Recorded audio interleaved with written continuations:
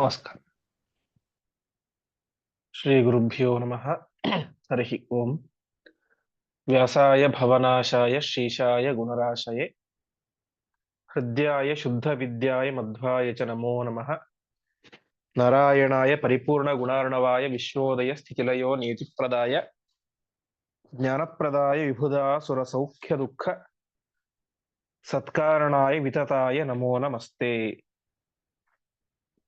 श्री गुरुभ्यो नमः। हरि ओम। ನಿನ್ನೆಯ ಪಾಠದಲ್ಲಿ ನಾವು ಕೇಳಿದಂತೆ ಆ ಪರಮಾತ್ಮ ಮಾಡಿದಂತಹ ಸೃಷ್ಟಿಯ ವಿಚಾರ, ಬ್ರಹ್ಮದೇವರು ಮತ್ತು ವಾಯುದೇವರು, ಸರಸ್ವತಿ, ಭಾರತೀಯರು. ಮುಂದೆ ಸರಸ್ವತಿ ಬ್ರಹ್ಮನೊಂದಿಗೆ ಸೇರ್ತಾಳೆ. ಶ್ರದ್ಧಾನಾಮಕಳಾದಂತಹ ಭಾರತೀ ದೇವಿ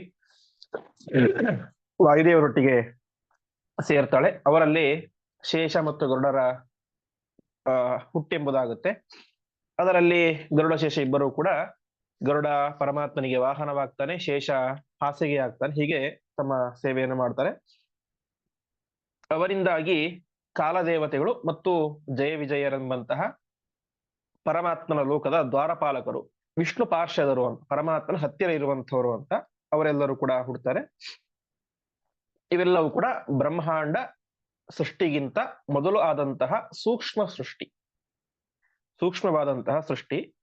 ಅದಾದ ಮೇಲೆ ಮುಂದೇನಾಯಿತು, ವ್ಯೂಹ ತೃತೀಯಾತ್ಮರೇವ ವಿಷ್ಣು ಅಂತ ಆ ಅನಿರುದ್ಧ ರೂಪಿಯಾದಂತಹ ಪರಮಾತ್ಮ ತಾನು ಮತ್ತೆ ಉಳಿದ ಎಲ್ಲ ದೇವತೆಗಳನ್ನ ಸೃಷ್ಟಿ ಮಾಡ್ತಾನೆ ಅಂತ ನಾವು ನಿನ್ನೆ ತನಕ ಕೇಳಿದ್ವಿ. ಅದು ಯಾವ ರೀತಿ ಸೃಷ್ಟಿ ಅಂತ ಮುಂದೆ ಹೇಳ್ತಾ ಹೋಗ್ತಾರೆ. ಶ್ಲೋಕ ಹೇಳ್ತೇನೆ, ನೀವು ಹೇಳಿ. ತಥೋ ಮಹತ್ತತ್ವ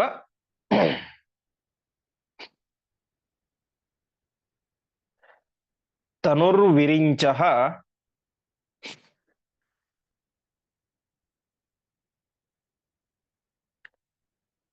ಸ್ಥೂಲಾತ್ಮನೈವಾಜನಿ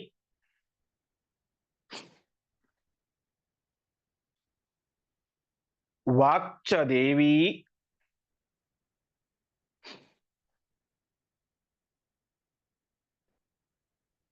ತಸ್ಯಾಂ ಅಹಂಕಾರ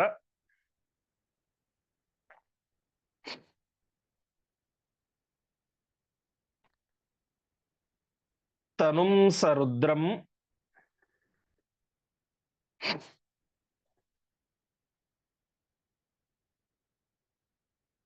ಸಸರ್ಜ ಬುದ್ಧಿಂ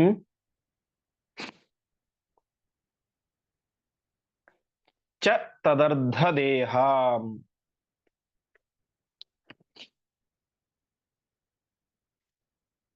ಪದಚ್ಛೇದ.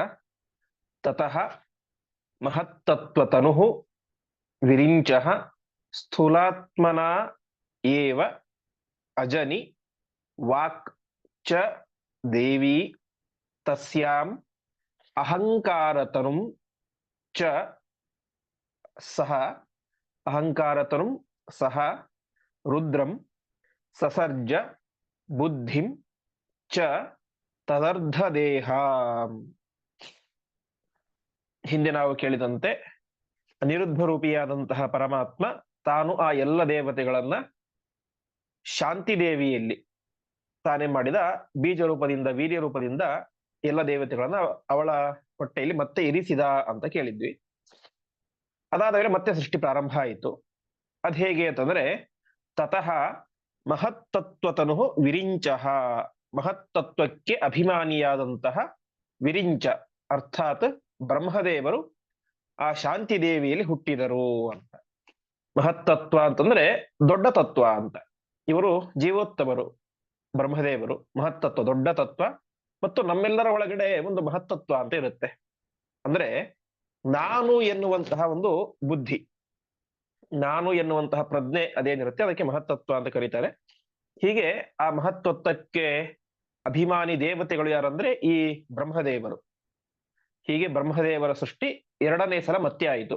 ಹಿಂದೆ ಇದ್ದದ್ದು ಸೂಕ್ಷ್ಮ ರೂಪದಿಂದ, ಇವಾಗ ಏನಾಯ್ತು, ಸ್ಥೂಲ ರೂಪದಿಂದ.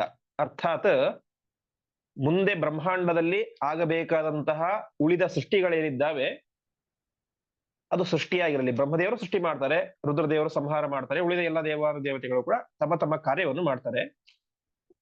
ಒಟ್ಟಿನಲ್ಲಿ ಎರಡನೇ ಸಲ ಸೃಷ್ಟಿಯಾಗುವುದು ಅಂತಂದ್ರೆ ಬ್ರಹ್ಮಾಂಡದಲ್ಲಿ ತಾವು ತಾವು ಮಾಡಬೇಕಾದಂತಹ ತಮ್ಮ ತಮ್ಮ ಕರ್ತವ್ಯಗಳೇನಿರ್ತವೆ ಆ ಕರ್ತವ್ಯಗಳನ್ನ ಮಾಡಲಿಕ್ಕೆ ಬೇಕಾದಂತಹ ಶರೀರವನ್ನು ಪಡೆಯುವುದು. ಯಾಕೆಂದ್ರೆ ಹಿಂದೆ ಇದ್ದದ್ದು ಸೂಕ್ಷ್ಮ ಶರೀರ, ಅದರಿಂದಾಗಿ ಬ್ರಹ್ಮಾಂಡದಲ್ಲಿ ಮಾಡಬೇಕಾದಂತಹ ಕರ್ತವ್ಯ ಕರ್ಮಗಳನ್ನ ಮಾಡ್ಲಿಕ್ಕೆ ಆಗೋದಿಲ್ಲ. ಹಾಗಾಗಿ ಮತ್ತೆ ಪರಮಾತ್ಮ ಸ್ಥೂಲ ರೂಪವನ್ನು ಅವರಿಗೆ ಕೊಡ್ತಾನೆ. ಇದೆಲ್ಲ ಏನು ಇಮಿಡಿಯೇಟ್ ಆಗಿ ಆದದ್ದಲ್ಲ, ಅನೇಕ ವರ್ಷಗಳ ಕಾಲ ಅವರು ಸೂಕ್ಷ್ಮ ರೂಪದಲ್ಲೇ ಇರ್ತಾರೆ. ಅದಾದ ಮೇಲೆ ಮತ್ತೆ ಅವರಿಗೆ ಪರಮಾತ್ಮ ಈ ರೀತಿಯಾದಂತಹ ಸ್ಥೂಲವಾದಂತಹ ದೇಹವನ್ನು ಕೊಡ್ತಾನೆ ಎಂಬುದಾಗಿ ತಿಳಿಸ್ತಾ ಇದ್ದಾರೆ. ಹೀಗೆ ಮಹತ್ತತ್ವಾಭಿಮಾನಿಯಾದಂತಹ ಬ್ರಹ್ಮದೇವರು ಸ್ಥೂಲ ಶರೀರದಿಂದಾಗಿ ಹುಟ್ಟಿದರು. ಅದೇ ರೀತಿಯಾಗಿ ವಾಕ್ಚದೇವಿ, ವಾಗಭಿಮಾನಿಯಾದಂತಹ ಸರಸ್ವತಿ ದೇವಿ, ಇವರಿಬ್ಬರು ಕೂಡ ಹುಟ್ಟುತ್ತಾರೆ ಅಂತ ತಿಳಿಸ್ತಾ ಇದ್ದಾರೆ. ಇಲ್ಲಿ ಮತ್ತೆ ಹುಟ್ಟಿದರು ಅಂತ ಬರ್ತಾ ಇದೆ. ಸಾಮಾನ್ಯವಾಗಿ ಮನುಷ್ಯರಲ್ಲಿ ಒಬ್ಬ ವ್ಯಕ್ತಿ ಮೊದಲು ಹುಟ್ಟಿದ್ದಾನೆ ಮತ್ತೆ ಹುಟ್ಟಿದ ಅಂತಂದ್ರೆ ಅದು ಸಾಧ್ಯ ಇಲ್ಲ. ಆ ವ್ಯಕ್ತಿ ಸತ್ತು ಇನ್ನೊಂದು ದೇಹವನ್ನು ಪಡೆದಾಗಲೇನೆ ಅದನ್ನು ಹುಟ್ಟುವಂತ ಕರ್ಸ್ಕೊಳ್ಳುತ್ತೆ. ಆದರೆ ದೇವತೆಗಳಲ್ಲಿ ಹಾಗಲ್ಲ ಅಂತೆ ವ್ಯಾಖ್ಯಾನಕಾರ ಹೇಳ್ತಾ ಇದ್ದಾರೆ. ದೇವತೆಗಳಲ್ಲಿ ಮತ್ತೆ ಹುಟ್ಟೋದು ಅಂತ ಅಂದ್ರೆ ನಾನು ಹಿಂದೆ ಹೇಳಿದಂತೆ ಆ ಬ್ರಹ್ಮಾಂಡಾದಿ ಸೃಷ್ಟಿಗಳನ್ನು ಮಾಡಲಿಕ್ಕೆ ಬೇಕಾದಂತಹ ಶರೀರವನ್ನು ಪಡೆಯುವುದು. ಹೇಗೆ ಅಂತ ಒಂದು ಸುಂದರ ಉದಾಹರಣೆ ಅಂದ್ರೆ, ಬೀಜ ಇರುತ್ತೆ. ಬೀಜವನ್ನು ಭೂಮಿಯಲ್ಲಿ ಹಾಕಿ ಅದಕ್ಕೆ ಒಳ್ಳೆ ನೀರು, ಗೊಬ್ಬರ, ಗಾಳಿ, ಬೆಳಕು ಎಲ್ಲವೂ ಕೂಡ ಚೆನ್ನಾಗಿ ಸಿಕ್ಕಾಗ ಏನಾಗುತ್ತೆ, ಆ ಬೀಜ ಅಂಕುರವಾಗುತ್ತೆ, ಮೊಳಕೆಯೊಡೆಯುತ್ತೆ. ಮೊಳಕೆ ಏನಾಗುತ್ತೆ, ಮುಂದೆ ಚಿಕ್ಕ ಸಸಿ ಆಗುತ್ತೆ, ಸಸಿ ಗಿಡವಾಗುತ್ತೆ, ಗಿಡ ದೊಡ್ಡ ಮರವಾಗಿ ಬೆಳೆಯುತ್ತೆ. ಹಾಗೆ ದೇವತೆಗಳ ಸೃಷ್ಟಿ ಅಂತ. ಬೀಜ ರೂಪದಲ್ಲಿ ಇದ್ದಂತಹ ಆ ಬೀಜ ಏನಾಗುತ್ತೆ, ಮುಂದೆ ಮೊಳಕೆ ಆಗುತ್ತೆ. ಅರ್ಥಾತ್ ಬೀಜವೇ ಮೊಳಕೆ ಆಗಿದೆ, ಬೀಜ ನಾಶ ಆಗಿ ಮೊಳಕೆ ಆದದ್ದಲ್ಲ, ಬೀಜವೇ ಮೊಳಕೆ ಆದದ್ದು. ಹಾಗೆ ಹಿಂದೆ ಅವರು ಸೂಕ್ಷ್ಮ ರೂಪದಿಂದಾಗಿ ಇದ್ದರು. ಮತ್ತೆ ಹುಟ್ಟಿದ್ರು ಅಂದ ತಕ್ಷಣ ಅವರ ನಾಶ ಆಯ್ತು, ಅವ್ರು ಮತ್ತೆ ಇನ್ನೊಂದ್ಸಲ ಹುಟ್ಟಿದ್ರು ಅಂತ ಅರ್ಥ ಅಲ್ಲ. ಹಿಂದೆ ಇದ್ದಂತಹ ರೂಪವೇನೆ ಅದು ಅಭಿವೃದ್ಧಿ ಆಯಿತು, ದೊಡ್ಡದಾಯಿತು ಎಂಬುದಾಗಿ ತಿಳಿಸ್ತಾ ಇದ್ದಾರೆ. ಹೀಗೆ ಸ್ಥೂಲ ರೂಪದಿಂದಾಗಿ ಅವರ ಸೃಷ್ಟಿಯಾಗುತ್ತೆ. ಹೇಗೆ ಅಂತ ಮತ್ತೆ ಇನ್ನೊಂದು ಉದಾಹರಣೆ ಕೊಡ್ತಾರೆ. ಹೇಗೆ ಒಂದು ಚಿಕ್ಕ ಮಗು ಇರುತ್ತೆ, ಕೌಮಾರಿ ಅಂತ, ಅಂದ್ರೆ ಹೆಂಗಸರಿ ಕುಮಾರಿ ಅಂತ 6 ವರ್ಷ ತನಕ ಕರೀತಾರೆ. ಆ ಕುಮಾರಿಯೇನೆ ಗೌರಿ ಆಗ್ತಾಳೆ ಅಂತ. ಗೌರಿ ಅಂದ್ರೆ 14 ವರ್ಷದವರೆಗಿನ ಹೆಣ್ಣು ಮಕ್ಕಳಿಗೆ ಗೌರಿ ಅಂತ ಕರೀತಾರೆ.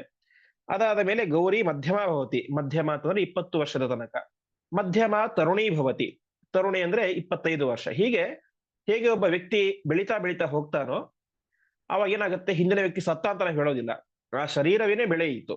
ಹಾಗೆ ಬ್ರಹ್ಮಾದಿ ದೇವತೆಗಳ ಹಿಂದೆ ಇದ್ದಂತಹ ಸೂಕ್ಷ್ಮ ಶರೀರವೇನೆ ಮುಂದೆ ಬೆಳೆದು ಸ್ಥೂಲ ರೂಪವನ್ನ ಪಡೆಯಿತು ಎಂಬುದಾಗಿ ತಿಳಿಸ್ತಾ ಇದ್ದಾರೆ. ಇಷ್ಟ ಆಯಿತು. ಹೀಗೆ ಬ್ರಹ್ಮ ಮತ್ತು ಸರಸ್ವತಿ ಅನಿರುದ್ಧ ರೂಪಿಯಾದಂತಹ ಪರಮಾತ್ಮನಿಂದಾಗಿ ಮತ್ತೆ ಹುಟ್ಟಿದರು. ಅದಾದ ಮೇಲೆ ಆ ಬ್ರಹ್ಮ ಮತ್ತು ಸರಸ್ವತಿಯರಲ್ಲಿ, ತಸ್ಯಾಂ ಅಂದ್ರೆ ಸರಸ್ವತಿಯಲ್ಲಿ, ಬ್ರಹ್ಮದೇವರಿಂದ ಸರಸ್ವತಿ ದೇವಿಯಲ್ಲಿ ಅಹಂಕಾರತನುಂ ರುದ್ರಂ, ಅಹಂಕಾರ ತತ್ವಕ್ಕೆ ಅಭಿಮಾನಿಯಾದಂತಹ ರುದ್ರದೇವರು ಅಂತ. ಏನು ಅಹಂಕಾರ ತತ್ವ ಅಂದ್ರೆ, ನಾನೇ ದೇಹ ಎನ್ನುವಂತಹ ಬುದ್ಧಿ, ಅದು ಅಹಂಕಾರ ತತ್ವ ಅಂತ. ವಾಸ್ತವಿಕವಾಗಿ ನಾವು ಬೇರೆ, ಶರೀರ ಬೇರೆ, ನಾವು ಜೀವರು, ಶರೀರ ಇದು ಪಾಂಚಭೌತಿಕವಾದಂತಹ ಜಡವಾದಂತಹ ಶರೀರ. ಆದ್ರೆ ಆ ರೀತಿಯಾದಂತಹ ಬುದ್ಧಿ, ನಾನೇ ದೇಹ ಎನ್ನುವಂತಹ ಒಂದು ಪ್ರಜ್ಞೆಗೆ ಅಹಂಕಾರ ತತ್ವ ಅಂತ ಕರೀತಾರೆ. ಅದಕ್ಕೆ ಅಭಿಮಾನಿಯಾದಂಥವರು ಮಹಾರುದ್ರ ದೇವರು.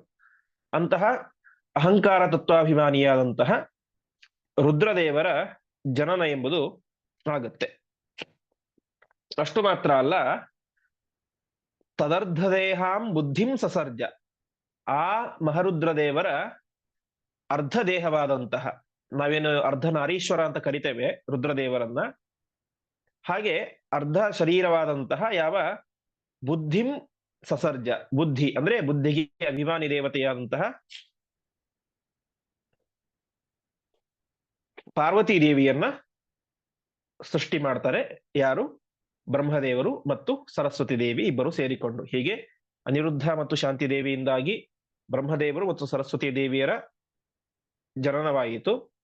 ಆ ಇಬ್ಬರಿಂದಾಗಿ ಮತ್ತೆ ಯಾವ ರುದ್ರದೇವರು ಮತ್ತು ಬುದ್ಧಿಭಿಮಾನಿಯಾದಂತಹ ಉಮಾದೇವಿಯ ಸೃಷ್ಟಿಯಾಯಿತು ಎಂಬುದಾಗಿ ಈ ಶ್ಲೋಕದಲ್ಲಿ ತಿಳಿಸ್ತಾ ಇದ್ದಾರೆ. ಇದೆಲ್ಲವೂ ಕೂಡ ಎರಡನೇ ಬಾರಿ ಆದಂತಹ ಸೃಷ್ಟಿ. ಮುಂದಿನ ಶ್ಲೋಕ ಬುದ್ಧ್ಯಾ ಮುಮಾಯಾಂ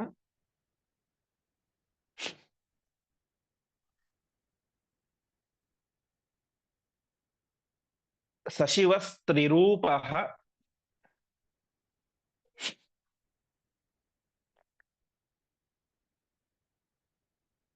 ಮನಶ್ಚ ವೈಕಾರಿಕ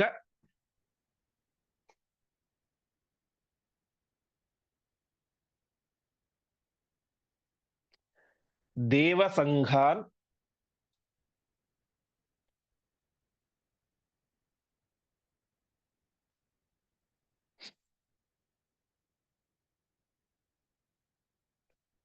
ದಶೇಂದ್ರಿಯಾಣ್ಯೇವ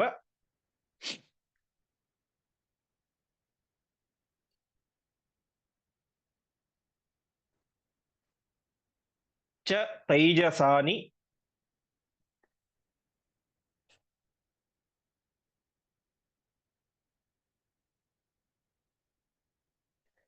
ಕ್ರಮೇಣ ಖಾದೀನ್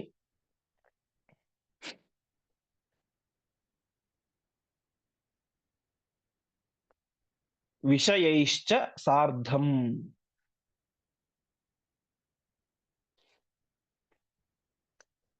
ಪದಚ್ಛೇದ ಹೀಗಿದೆ: ಬುದ್ಧ್ಯಾಂ ಉಮಾಯಾಂ ಸಹ ಶಿವಃ ತ್ರಿರೂಪಃ ಮನಃ ಚ ವೈಕಾರಿಕದೇವ ಸಂಘಾನ್ ದಶೇಂದ್ರಿಯಾಣಿ ಏವ ಚ ತೈಜಸಾನಿ ಕ್ರಮೇಣ ಖಾದೀನ್ ವಿಷಯೈಃ ಚ ಸಾರ್ಧಂ.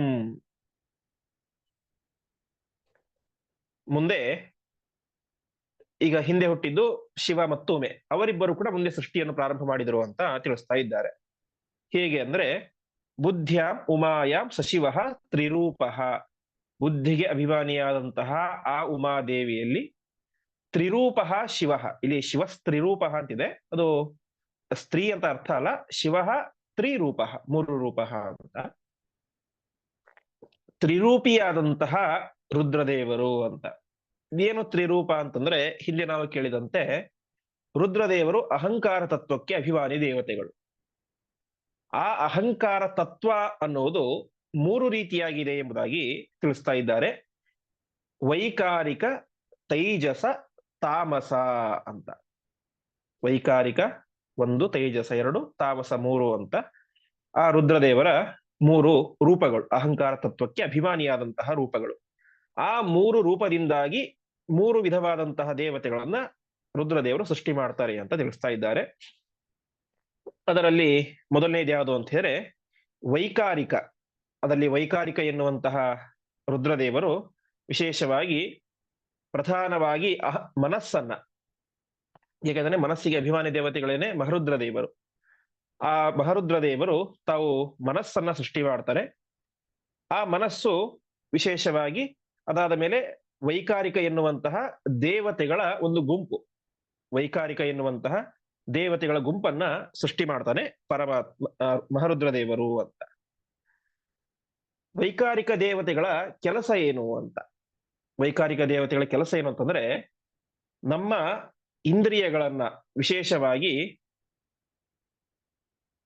ಏನ್ ಮಾಡ್ತಾರೆ, ವಿಷಯಗಳ ಕಡೆ, ಅರ್ಥಾತ್ ಕಣ್ಣಿಗೆ ಯಾವ್ದು ವಿಷಯ, ರೂಪ ವಿಷಯ. ಕಣ್ಣಿಗೆ ಯಾವ್ದಾದ್ರು ಚೆನ್ನಾಗಿರೋ ರೂಪ ನೋಡ್ಬೇಕು, ಕಲರ್ ನೋಡ್ಬೇಕು, ಮೊಬೈಲು, ಟಿವಿ ಇತ್ಯಾದಿ ಏನೋ ಒಂದು ರೂಪಗಳು. ಕಣ್ಣಿಗೆ ಕಾಣಿಸೋದೇನೋ ಒಂದು ರೂಪ ಕಾಣಿಸುತ್ತೆ. ಕಿವಿಗೆ ರೂಪದ ಪ್ರತ್ಯಕ್ಷ ಆಗೋದಿಲ್ಲ, ಕಿವಿ ಕೇಳಿಸೋದು ಶಬ್ದ ಮಾತ್ರ. ಒಳ್ಳೆ ಇಂಪಾದ ಸಂಗೀತ ಕೇಳಬೇಕು, ಇನ್ನೇನು ಕೇಳಬೇಕು ಅಂತ ಆಸೆ ಇರುತ್ತೆ. ಹೀಗೆ ನಮ್ಮ ಇಂದ್ರಿಯಗಳನ್ನ ಅದರದರ ವಿಷಯದ ಕಡೆಗೆ, ರೂಪವನ್ನ, ಕಣ್ಣನ್ನ ರೂಪದ ಕಡೆಗೆ, ಕಿವಿಯನ್ನ ಶಬ್ದದ ಕಡೆಗೆ, ನಾಲಿಗೆಯನ್ನ ರಸದ ಕಡೆಗೆ, ಹೀಗೆ ಅವುಗಳ ವಿಷಯದ ಕಡೆಗಡೆ ನಮ್ಮನ್ನು ಪ್ರೇರೇಪಣೆ ಮಾಡ್ತಾರೆ, ಒಳಗಡೆ ಇದ್ದುಕೊಂಡು ಪ್ರೇರೇಪಿಸ್ತಾರೆ ಅಂತ. ಅದಕ್ಕೆ ಒಂದು ಸುಂದರವಾದ ಸುಭಾಷಿತ ಇದೆ: ನದೇವ ದಂಡಮಾದಾಯ ರಕ್ಷಂತಿ ಪಶುಪಾಲವತ್ ಎಂತು ರಕ್ಷಿತು ಮಿಚ್ಚಂತಿ ಬುದ್ಧ್ಯಾ ಸಂಯೋಜಯಂತಿ ತಮ್ಮ ಅಂತ. ಅಂದ್ರೆ ಯಾವ ದೇವಾನುದೇವತೆಗಳಾಗಲಿ ನಮ್ಮನ್ನ ರಕ್ಷಣೆ ಮಾಡಬೇಕು ಅಥವಾ ನಮಗೇನಾದ್ರೂ ಕೆಡುಕನ್ನು ಮಾಡಬೇಕು ನಮ್ಮ ಕರ್ಮದ ಪ್ರಕಾರ ಅಂತಂದ್ರೆ ಕೋಲ್ ಹಿಡ್ಕೊಂಡು ಬರೋದಿಲ್ಲ ಅಂತೆ. ಹೇಗೆ ಅಂತ ಹೇಳಿದ ರಕ್ಷಂತಿ ಪಶುಪಾಲವತ್ ಅಂತ, ಒಬ್ಬ ದನ ಕಾಯುವಂತ ದನಗಳನ್ನು ಕಾಯುವಂತ ವ್ಯಕ್ತಿ ಇರ್ತಾರೆ. ಅವನು ದನಗಳನ್ನು ಸರಿಯಾದ ಮಾರ್ಗದಲ್ಲಿ ಹೋಗ್ಬೇಕು ಅಂದ್ರೆ ಏನ್ ಮಾಡ್ತಾರೆ, ಅವನು ಕಟ್ಟಿಗೆ ಹಿಡ್ಕೊಂಡು ಬಂದು ಅವನು ಓಡಿಸ್ತಾನೆ. ಚೆನ್ನಾಗಿ ಅದನ್ನು ಚೆನ್ನಾಗಿ ಹೊಡೆದಾಗ ಅದು ಒಳ್ಳೆ ಒಂದೇ ಮಾರ್ಗದಲ್ಲಿ ಹೋಗ್ತವೆ.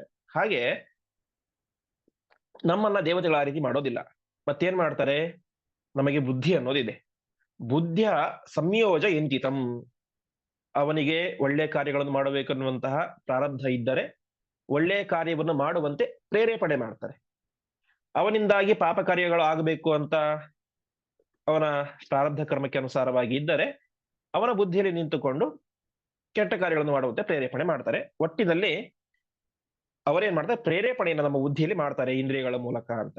ಹಾಗೆ ಈ ವೈಕಾರಿಕ ದೇವತೆಗಳನ್ನು ಸೃಷ್ಟಿ ಮಾಡ್ತಾನೆ. ಅವರ ಕೆಲಸ ಏನು ಅಂತಂದ್ರೆ ನಮ್ಮ ಇಂದ್ರಿಯಗಳನ್ನ ಅವುಗಳ ವಿಷಯದ ಕೆಳಗಡೆ ಕರೆಸಿ ನಮ್ಮ ಮನಸ್ಸನ್ನ ವಿಕಾರ ಮಾಡುವುದು ಅವರ ಕೆಲಸ.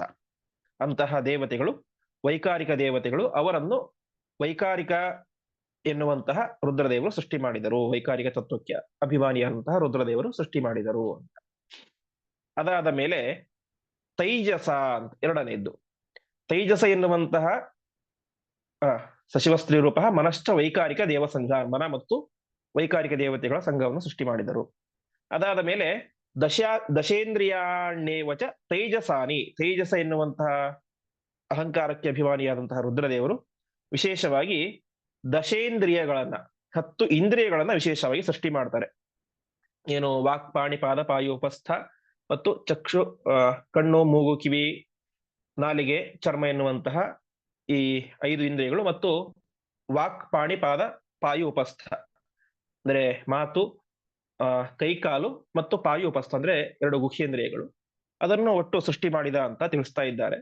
ಹೀಗೆ ದಶೇಂದ್ರಿಯಾಣಿ 10 ಇಂದ್ರಿಯಗಳನ್ನ ಅವನು ಸೃಷ್ಟಿ ಮಾಡಿದ ಅಂತ. ಇಂದ್ರಿಯ ಅಂತ ಎಲ್ಲ ಕರೀತಾರೆ, ನಮ್ಮ ಅಂಗಾಂಗಗಳಿಗೆ ಇಂದ್ರಿಯಗಳು ಅಂತ ಕರೀತಾರೆ. ಅವುಗಳಿಗೆ ಯಾಕೆ ಇಂದ್ರಿಯ ಅಂತ ಹೆಸರು ಅಂತಂದ್ರೆ ಇದಂಪತಿ ದ್ರವಣಾತ್ ಇಂದ್ರಿಯಂ ಅಂತ. ಇದಂ ಅಂತಂದ್ರೆ ಹಿಂದೆ ಹೇಳಿದ್ರೆ ಕಣ್ಣಿಗೆ ರೂಪ, ಕಿವಿಗೆ ಶಬ್ದ, ವಿಷಯ ಆಗುತ್ತೆ, ಸಬ್ಜೆಕ್ಟ್ ಆಗುತ್ತೆ. ಆ ವಿಷಯದ ಕಡೆಗೆ ಕಣ್ಣು ಓಡುತ್ತೆ ಅಂದ್ರೆ ಸೂಕ್ಷ್ಮ ರೂಪದಿಂದ. ಹಾಗಾಗಿ ಅದಕ್ಕೆ ಇಂದ್ರಿಯ ಅಂತ. ಇದಂ ಅಂದ್ರೆ ವಸ್ತುವನ್ನು ಕುರಿತು, ಆ ಒಂದು ಸಬ್ಜೆಕ್ಟ್ ಅನ್ನು ಕುರಿತು ದ್ರವಣ ಓಡುತ್ತೆ, ಅದರ ಹತ್ತಿರ ಹೋಗುತ್ತೆ. ಆದ್ರಿಂದಾಗಿ ಈ ಕಣ್ಣು ಕಿವಿ ಇವುಗಳಿಗೆಲ್ಲ ಇಂದ್ರಿಯ ಅಂತ ಹೆಸರು ಅಂತ ತಿಳಿಸ್ತಾರೆ. ಹಾಗೆ ಆ ದಶ ಇಂದ್ರಿಯಗಳನ್ನ 10 ಇಂದ್ರಿಯಗಳನ್ನ ವಿಶೇಷವಾಗಿ ಸೃಷ್ಟಿ ಮಾಡಿದರು. ಅದೇ ರೀತಿಯಾಗಿ ಆ ಇಂದ್ರಿಯಗಳಿಗೆ ಅಭಿಮಾನಿ ದೇವತೆಗಳನ್ನು ಕೂಡ ಸೃಷ್ಟಿ ಮಾಡ್ತಾರೆ. ಆ ಇಂದ್ರಿಯಕ್ಕೆ ಅಭಿಮಾನಿ ದೇವತೆಗಳು ಯಾರು ಅಂತಂದ್ರೆ ವಿಶೇಷವಾಗಿ ಮಿತ್ರ, ಯಮ, ವರುಣ, ಕುಬೇರ ಮತ್ತು ಸೋಮ ಎನ್ನುವಂತಹ ದೇವತೆಗಳು. ಶ್ರೋತ್ರ ನಮ್ಮ ಕಿವಿಗೆ ಅಭಿಮಾನಿಯಾದಂತಹ ದೇವತೆಗಳು. ಆಮೇಲೆ ಕುಬೇರ ಮತ್ತು ಪ್ರವಾಹವಾಯು ನಮ್ಮ ಚರ್ಮಕ್ಕೆ ಅಭಿಮಾನಿ. ಆಮೇಲೆ ಸೂರ್ಯ ಕಣ್ಣಿಗೆ, ವರುಣ ರಸನೇಂದ್ರಿಯ ನಾಲಿಗೆಗೆ, ಅಶ್ವಿನಿ ದೇವತೆಗಳು ಘ್ರಾಣ ಮೂಗಿಗೆ ಅಭಿಮಾನಿ, ಮತ್ತೆ ಇಂದ್ರ ಮತ್ತು ದಕ್ಷ ಈ ಇಬ್ಬರು ನಮ್ಮ 2 ಕೈಗಳಿಗೆ ಅಭಿಮಾನಿ ದೇವತೆಗಳು. ಅದಾದ ಮೇಲೆ ಯಾವ ಜಯಂತ ಮತ್ತು ಶಂಭು,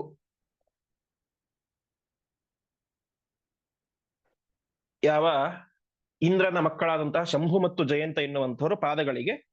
ಅದಾದ ಮೇಲೆ ಮಿತ್ರ ಮತ್ತು ಯಮ ಎನ್ನುವಂತಹ ದೇವತೆಗಳು ಪಾಯು ಅಂದ್ರೆ ಗುಹ್ಯೇಂದ್ರಿಯಕ್ಕೆ.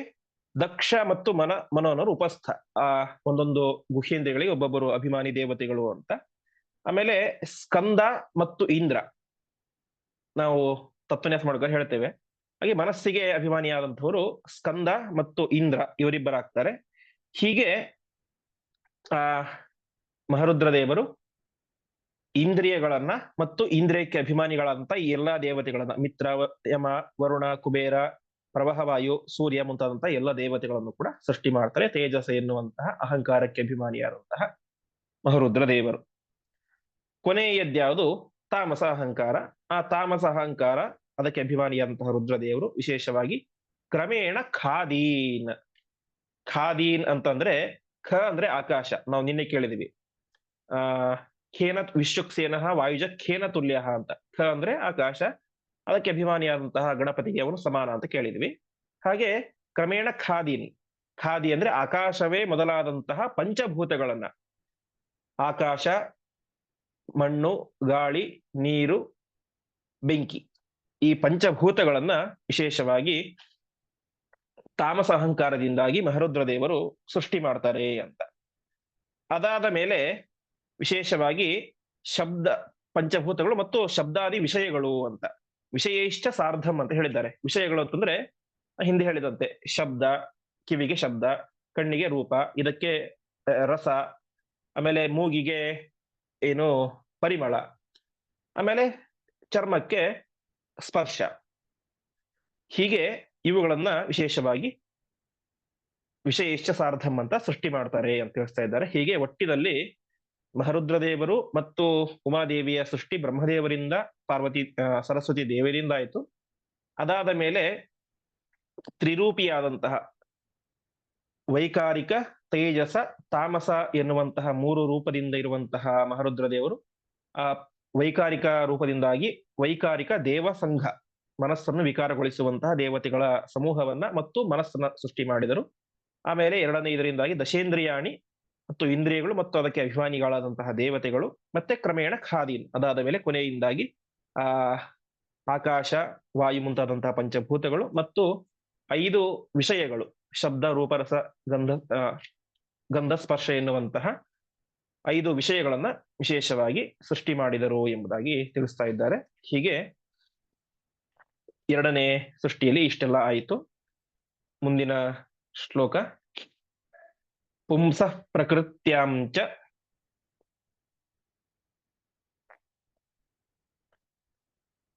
ಪುನರ್ವಿರಿಂಚಾತ್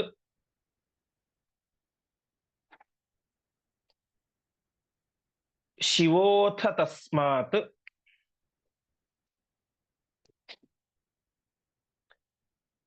ಅಖಿಲಾಃ ಸುರೇಶಾಃ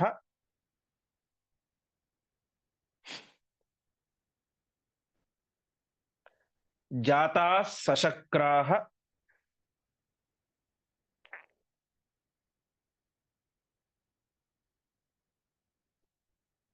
ಪುನರೇವ ಸೂತ್ರಾತ್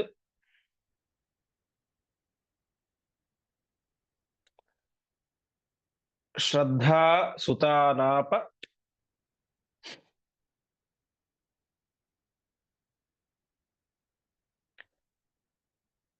ಸುರಪ್ರವೀರಾನ್.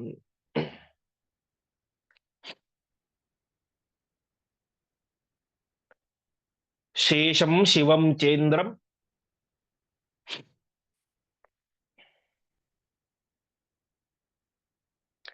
ಅಥೇಂದ್ರತಶ್ಚ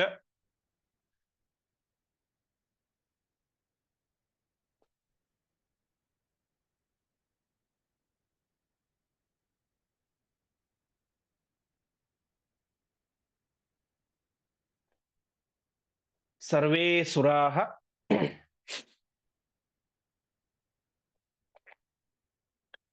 ಯಜ್ಞಗಣಾಶ್ಚ ಜಾತಾಃ.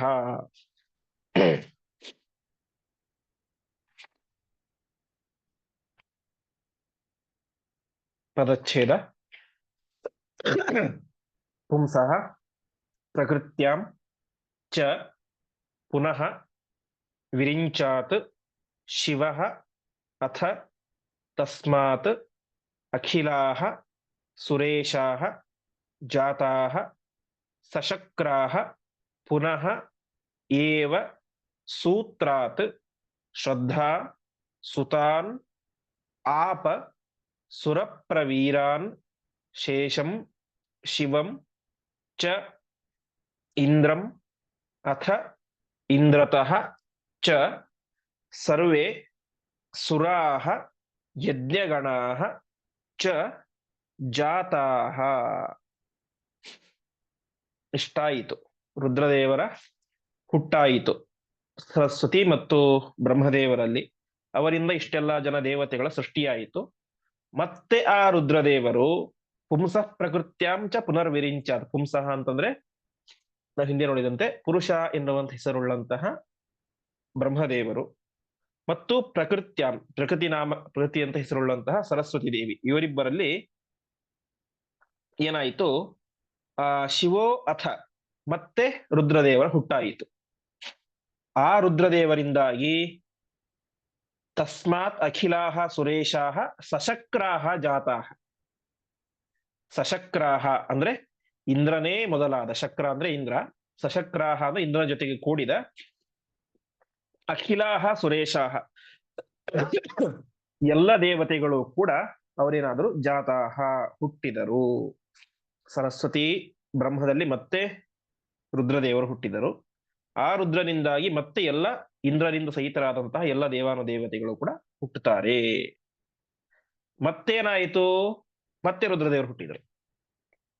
ಹಿಂದೆ ಒಂದ್ಸಲ ರುದ್ರದೇವರ ಹುಟ್ಟಿಯಾಗಿದೆ, ಮತ್ತೆ ಹುಟ್ಟುತ್ತಾರೆ. ಯಾರಿಂದ? ಮತ್ತೆ ಪುನಃ ಆ ಬ್ರಹ್ಮ ಸರಸ್ವತಿಯರಿಂದಲೇ. ಮತ್ತೆ ಪುನಃ ಪುನರೇವ ಸೂತ್ರಾತ್ ಶ್ರದ್ಧಾ ಸುತಾನ್, ಸೂತ್ರ ನಾಮಕರಾದಂತಹ ವಾಯುದೇವರು ಮತ್ತು ಶ್ರದ್ಧಾ ಎಂತ ಹೆಸರುಳ್ಳಂತಹ ಭಾರತೀ ದೇವಿ, ಈ ಇಬ್ಬರು ಕೂಡ ಶೇಷಂ ಶಿವಂ ಚೇಂದ್ರಂ, ಶೇಷದೇವರು ಮತ್ತು ಶಿವ ರುದ್ರದೇವರು ಮತ್ತು ಇಂದ್ರ, ಇಂದ್ರ ಎನ್ನುವಂತಹ ಈ ಮೂರು ಜನ ದೇವತೆಗಳನ್ನ ಪಡೆದಳು. ಎಂಥವರಿವರು? ಸುರಪ್ರವೀರಾನ್, ದೇವತೆಗಳಲ್ಲಿ ಉತ್ತಮರಾದಂತಹ ಶೇಷ, ರುದ್ರ ಮತ್ತು ಇಂದ್ರನನ್ನ ಮತ್ತೆ ಆ ವಾಯುದೇವರು ಮತ್ತು ಭಾರತೀ ದೇವಿ ಮಕ್ಕಳನ್ನಾಗಿ ಪಡೆದರು ಅಂತ ತಿಳಿಸ್ತಾ ಇದ್ದಾರೆ.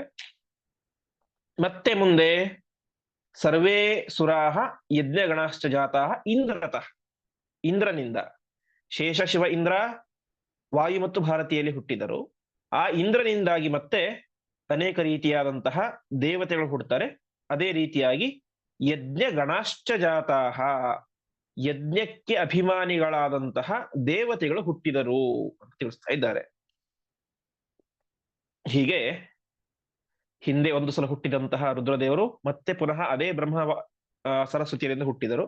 ಮತ್ತೆ ಪುನಃ ವಾಯು ಮತ್ತೆ ಭಾರತೀಯರಿಂದ ಹುಟ್ಟಿದರು. ಆ ಅವರ ಜೊತೆಗೆ ಹುಟ್ಟಿದಂತಹ ಶೇಷ ಮತ್ತು ಇಂದ್ರ, ಆ ಇಂದ್ರವಂದ ಮತ್ತೆ ಅನೇಕ ಜನ ದೇವತೆಗಳು ಮತ್ತು ಯಜ್ಞಕ್ಕೆ ಅಭಿಮಾನಿಗಳಾದಂತಹ ದೇವತೆಗಳು ಹುಟ್ಟಿದರು ಅಂತ. ಯಜ್ಞಕ್ಕೆ ಅಭಿಮಾನಿಗಳಾದಂತಹ ದೇವತೆಗಳು ಅಂದ್ರೆ ಯಾರು? ವ್ಯಾಖ್ಯಾನಕಾರ ತಿಳಿಸ್ತಾರೆ. ವಿಶೇಷವಾಗಿ ಯಜ್ಞಗಳು ಅಂತಂದ್ರೆ ಅಶ್ವಮೇಧ ಮುಂತಾದಂತಹ ಶ್ರೇಷ್ಠ ಶ್ರೇಷ್ಠ ಯಜ್ಞಗಳು, ಅದಕ್ಕೆ ಅಭಿಮಾನಿಗಳಾದಂತಹ ದೇವತೆಗಳು ಅಂತ. ಅವರು ವಿಶೇಷವಾಗಿ 100 ಜನ ಇದ್ದಾರೆ. ಸೋಮರಸವನ್ನ ಕುಡಿಯಲು ಅಧಿಕಾರ ಇರುವಂತಹ 100 ಜನ ದೇವತೆಗಳು, ಅವರನ್ನು ಇಂದ್ರ ಸೃಷ್ಟಿ ಮಾಡಿದ ಅಂತ. ಯಾರು ಅಂತಂದ್ರೆ ವಿಶೇಷವಾಗಿ 49 ಜನ ಮರುದ್ದೇವತೆಗಳು, 49 ಜನ ಮರುದ್ದೇವತೆಗಳು. ಅದಾದ ಮೇಲೆ ಶಿವಂ ವಿಹಾಯ ಅನ್ನೇ ರುದ್ರಾಹ, ಏಕಾದಶ ರುದ್ರರಲ್ಲಿ ರುದ್ರದೇವರನ್ನು ಬಿಟ್ಟು 10 ಜನ ರುದ್ರರು. ಆಮೇಲೆ 12 ಆದಿತ್ಯರು, ಅದರಲ್ಲಿ ಇಬ್ಬರನ್ನು ಬಿಡಬೇಕು. ವಿಷ್ಣುಂ ಇಂದ್ರಂ ಚ, ಪರಮಾತ್ಮ ಮತ್ತು ಇಂದ್ರ, ಇವರಿಬ್ಬರನ್ನು ಬಿಟ್ಟು 10 ಜನ ಆದಿತ್ಯರು. ಅಂದ್ರೆ ಅದಿತಿಯ ಮಕ್ಕಳು ಅಂತ. ಇಂದ್ರನ್ನ ಯಾಕೆ ಬಿಡ್ಬೇಕಂದ್ರೆ ಸ್ವತಃ ಇಂದ್ರನೇ ಸೃಷ್ಟಿ ಮಾಡ್ತಾ ಇರೋದು ಈಗ. ಹಾಗಾಗಿ ಇಂದ್ರ ಮತ್ತು ಪರಮಾತ್ಮನನ್ನು ಬಿಟ್ಟು 10 ಜನ ಆದಿತ್ಯರು, ಆಮೇಲೆ 10 ಜನ ವಿಶ್ವೇ ದೇವತೆಗಳು, ಆಮೇಲೆ ವಸುದೇವತೆಗಳು 8 ಜನ, ಅದಾದ ಮೇಲೆ ಬೃಹಸ್ಪತಿ, ಆಮೇಲೆ ಪಿತೃಪತಿಗಳು ಅಂತ 3 ಜನ ದೇವತೆಗಳು, ಮತ್ತು ಅಶ್ವಿನಿ ದೇವತೆಗಳು ಮತ್ತು ಋಭು ದೇವತೆಗಳು ಅಂತ 3 ಜನ.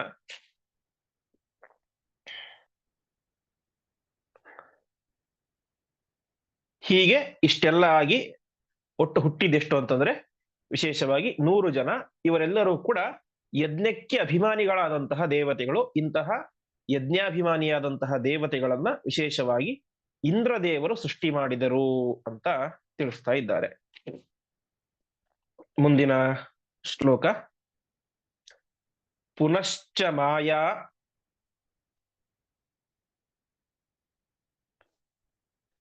ತ್ರಿವಿಧ ಬಭೂವ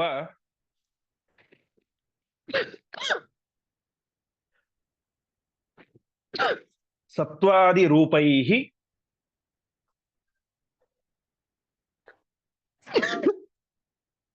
ಅಥ ವಾಸುದೇವಾತ್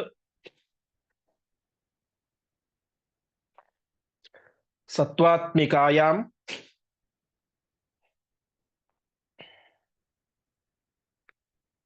ಸ ಬಭೂವ ತಸ್ಮಾತ್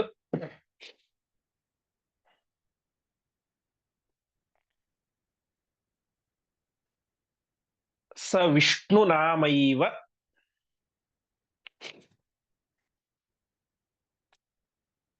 ನಿರಂತರೋಪಿ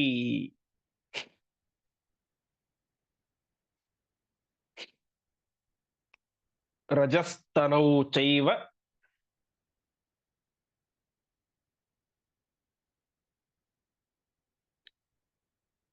ವಿರಿಂಚ ಆಸೀತ್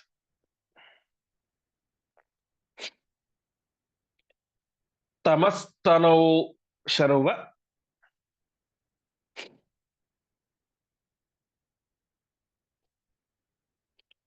ಇತಿ ತ್ರಯೋಸ್ಮಾತ್. ಪದಚ್ಛೇದ.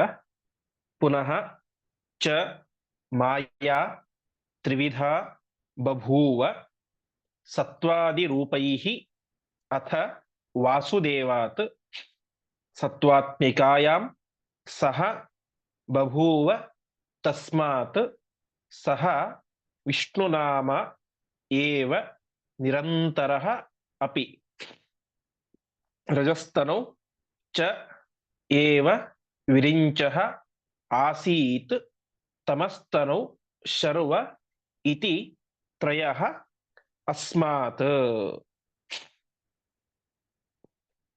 ವಿಶೇಷವಾಗಿ ಮುಂದೆ ಪರಮಾತ್ಮನ ಮೂರು ರೂಪಗಳ ಬಗ್ಗೆ ಹೇಳ್ತಾ ಇದ್ದಾರೆ. ಪುನಶ್ಚ ಮಾಯಾ ತ್ರಿವಿಧಾ ಬಭೂವ. ಯಾವ ವಾಸುದೇವ ರೂಪಿಯಾದಂತಹ ಪರಮಾತ್ಮನ ಜೊತೆಗಾರ್ತಿಯಾದಂತಹ ಮಾಯಾದೇವಿ, ಆ ಮಾಯಾದೇವಿ ಮುಂದೆ ಮೂರು ರೂಪವನ್ನು ತಾಳ್ತಾಳೆ. ಶ್ರೀ, ಭೂ ಮತ್ತು ದುರ್ಗಾ ಅಂತ. ಇವುಗಳು ಏನಾಗಿದ್ದಾವೆ? ಸತ್ವಾದಿ ರೂಪೈಹಿ, ಮೂರು ಗುಣಗಳಿಗೆ ಅಭಿಮಾನಿಗಳಾಗಿದ್ದಾವೆ ಅಂತ. ಅಂದ್ರೆ ಸತ್ವ, ರಜೋ, ಗುಣ, ಸತ್ವ, ರಜಸ್ಸು, ತಮಸ್ಸು ಅಂತ ಮೂರು ಗುಣಗಳು, ತ್ರಿಗುಣಗಳು. ಅದಕ್ಕೆ ಕ್ರಮವಾಗಿ ಸತ್ವಕ್ಕೆ ಶ್ರೀ, ರಜಸ್ಸಿಗೆ ಭೂ, ತಮಸ್ಸಿಗೆ ದುರ್ಗಾ ಅಂತ ಅಭಿಮಾನಿ ಲಕ್ಷ್ಮೀದೇವಿಯ ರೂಪಗಳು. ಆ ಮೂರು ರೂಪಗಳನ್ನ ಅವಳು ತಾಳ್ತಾಳೆ. ಯಾರು? ಲಕ್ಷ್ಮೀದೇವಿ ಅಂದ್ರೆ ಮಾಯಾದೇವಿ.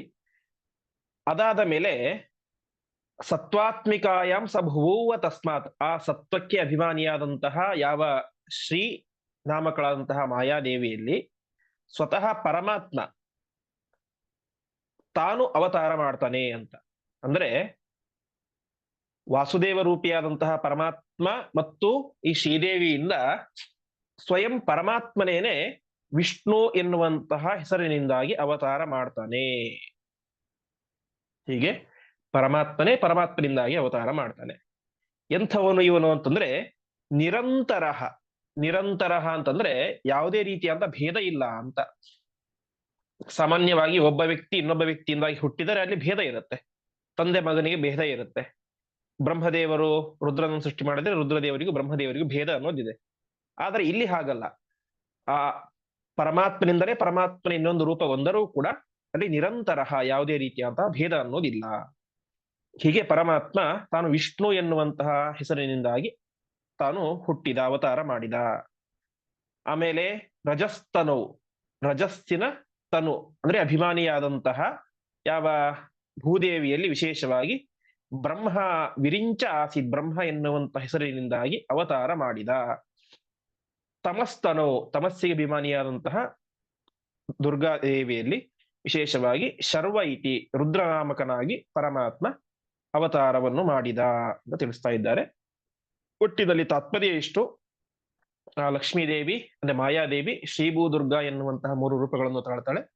ಅವಳಲ್ಲಿ ಸ್ವಯಂ ಪರಮಾತ್ಮ ಶ್ರೀಯಿಂದ ವಿಷ್ಣು ಅಂತ, ಭೂದೇವಿಯಿಂದ ಬ್ರಹ್ಮ ಅಂತ, ದುರ್ಗಾದೇವಿಯಿಂದ ರುದ್ರ ಅಂತ ತಾನು ಅವತಾರವನ್ನು ಮಾಡ್ತಾನೆ ಅಂತ. ಅದಕ್ಕೆ ವಿಶೇಷವಾಗಿ ಬ್ರಹ್ಮಣಿ ಬ್ರಹ್ಮರೂಪೋಸೌ ಶಿವರೂಪಿ ಶಿವೆ ಸ್ಥಿತ ಅಂತ ಪರಮಾತ್ಮ ಬ್ರಹ್ಮದೇವರೊಳಗಡೆ ಇದ್ದುಕೊಂಡು ಎಲ್ಲ ವಿಧವಾದಂತಹ ಸೃಷ್ಟಿಯನ್ನು ಮಾಡುವವನು ಪರಮಾತ್ಮನೇ. ಯಾವ ರೂಪ ಅಂದ್ರೆ ಈ ರೂಪ. ಅದು ಬ್ರಹ್ಮದೇವರನ್ನ ಸೃಷ್ಟಿಕರ್ತ ಕರಿತೇವೆ, ಹೌದು. ಆದರೆ ಪ್ರಧಾನವಾಗಿ ಅವರೊಳಗಡೆ ಈ ಭೂದೇವಿಯಿಂದ ಅವತಾರ ಮಾಡಿದಂತಹ ಬ್ರಹ್ಮ ಎನ್ನುವಂತಹ ರೂಪದಿಂದ ಅವರಲ್ಲಿ ಇದ್ದುಕೊಂಡು ಸೃಷ್ಟಿಯನ್ನು ಮಾಡುವಂಥವನು ಯಾರು? ಅದು ಪರಮಾತ್ಮ. ಆ ರೂಪ ಈ ರೂಪ ಬ್ರಹ್ಮದ ರೂಪ. ಆಮೇಲೆ ಶಿವರೂಪಿ ಶಿವೇ ಸ್ಥಿತ, ರುದ್ರ ಸಂಹಾರ ಕರ್ತೃ. ಪ್ರಧಾನವಾಗಿ ಅವರ ಒಳಗಡೆ ಇದ್ದುಕೊಂಡು ಇಡೀ ಜಗತ್ತನ್ನ ಪ್ರಳಯ ಮಾಡುವಂಥವನು, ಸಂಹಾರ ಮಾಡುವಂಥವನು ಯಾರು ಅಂದ್ರೆ ದುರ್ಗಾದೇವಿಯಿಂದ ಅವತಾರ ಮಾಡಿದಂತಹ ಪರಮಾತ್ಮನ ರುದ್ರ ಎನ್ನುವಂತಹ ರೂಪ, ಶಿವ ಎನ್ನುವಂತಹ ರೂಪ. ಶಿವರೂಪಿ ಶಿವೇ ಸ್ಥಿತ, ಶಿವ ಎನ್ನುವಂತಹ ಹೆಸರಿನಿಂದಾಗಿ ನಾನು ಶಿವನಲ್ಲಿ ಇದ್ದೇನೆ ಅಂತ ಪರಮಾತ್ಮ ಹೇಳ್ತಾನೆ. ಅದೇ ರೀತಿಯಾಗಿ ವಿಶೇಷವಾಗಿ ಬ್ರಹ್ಮದೇವರೇ ಹೇಳುವಂತಹ ಮತ್ತು ಭಾಗವತದಲ್ಲಿ ಸೃಜಾಮಿ ತನ್ನಿಯುಕ್ತೋಹಂ ಹರೋ ಹರತಿ ತದ್ವಶಃ ವಿಶ್ವಂ ಪುರುಷ ರೂಪೇಣ ಪರಿಪಾತಿ ತ್ರಿಶಕ್ತಿಯುಕ್ ಎಂಬುದಾಗಿ ಹೇಳ್ತಾರೆ. ಅದೇ ರೀತಿಯಾಗಿ ಹಿಂದೆ ನಾನು ಹೇಳಿದಂತೆ ಬ್ರಹ್ಮಣಿ ಬ್ರಹ್ಮರೂಪೋಸೌ ಶಿವರೂಪಿ ಶಿವೇ ಸ್ಥಿತ ಸ್ವಯಂ ಹಿ ಭಗವಾನ್ ವಿಷ್ಣು ಪಾಲಯತ್ಯಖಿಲಂ ಜಗತ್ ಅಂತ ಪರಮಾತ್ಮನ ಮಾತು ಹೌದು, ಮತ್ತು ಸೃಜಾಮಿ ತನ್ನಿಯುಕ್ತೋಹಂ ಅಂತ ಬ್ರಹ್ಮದೇವರ ಮಾತು ಹೌದು. ನಾನು ಸ್ವತಂತ್ರವಾಗಿ ಸೃಷ್ಟಿ ಮಾಡಲಿಕ್ಕೆ ಸರ್ವಥಾ ಸಮರ್ಥ ಅಲ್ಲ, ನನ್ನೊಳಗಡೆ ಇದ್ದುಕೊಂಡು ಪರಮಾತ್ಮನೇ ಬ್ರಹ್ಮ ಎನ್ನುವಂತಹ ರೂಪದಿಂದ ಸೃಷ್ಟಿಯನ್ನು ಮಾಡ್ತಾನೆ.